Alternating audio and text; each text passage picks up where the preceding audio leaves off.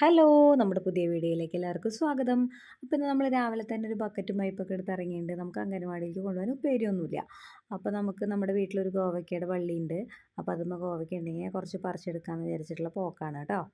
ഇതാണ് നമ്മുടെ കോവയ്ക്കയുടെ വള്ളി. ശ്രദ്ധിച്ച് നോക്കിയാലേ കാണുള്ളൂ കേട്ടോ. ഈ മരത്തിൻ്റെ മുകളിൽ കൂടിയാണ് ഈ വള്ളി പടർന്നിരിക്കുന്നത് കേട്ടോ.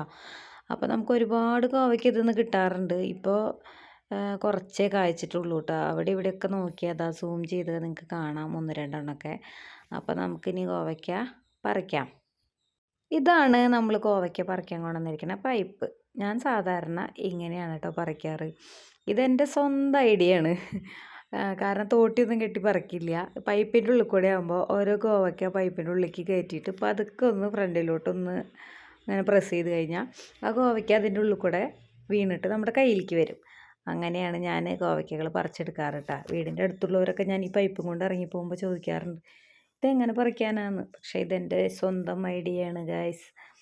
പക്ഷേ നമുക്ക് എളുപ്പമായിട്ട് പറിച്ചെടുക്കാൻ പറ്റും കേട്ടോ. തോട്ടിയാകുമ്പോൾ നമ്മൾ പറിച്ച താഴോട്ട് വീഴില്ല. ഇതാകുമ്പോൾ നമ്മൾ പറിച്ച് കഴിഞ്ഞ് കഴിഞ്ഞാൽ നമ്മുടെ കയ്യിലേക്ക് തന്നെ നേരിട്ടിട്ട് വീഴും.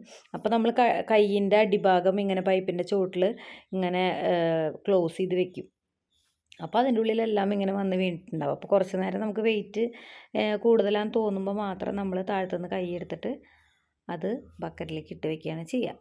അപ്പോൾ നമ്മൾ കോവയ്ക്കൊക്കെ കുറച്ചൊക്കെ പറിച്ചു കേട്ടോ. കുറേയൊക്കെ മുകളിലാണ്. അപ്പോൾ എനിക്ക് എത്തണില്ല. എത്തണ ഭാഗത്തൊക്കെ ഞാൻ പറിച്ചിട്ട് ബക്കറ്റിലിട്ടു കേട്ടോ. അപ്പോൾ എനിക്കൊരു ഉപ്പേരി ഉണ്ടാക്കി കൊണ്ടുപോകാനുള്ള കോവയ്ക്കൊക്കെ കിട്ടി. ഇതാണ് നമ്മുടെ ബക്കറ്റിൽ നമുക്ക് ആകെ കിട്ടിയ കോവയ്ക്ക.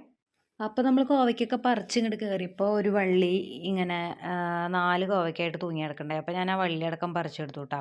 എന്നിട്ട് നമ്മളതിൽ നിന്ന് കോവയ്ക്ക ഇങ്ങനെ ഓരോന്നായിട്ട് പൊട്ടിച്ചെടുത്തു. അപ്പോൾ അത്യാവശ്യം വലിപ്പമുള്ള കോവയ്ക്കകളാണ് കേട്ടോ. നമുക്ക് ബക്കറ്റിലേക്ക് ഇടാം.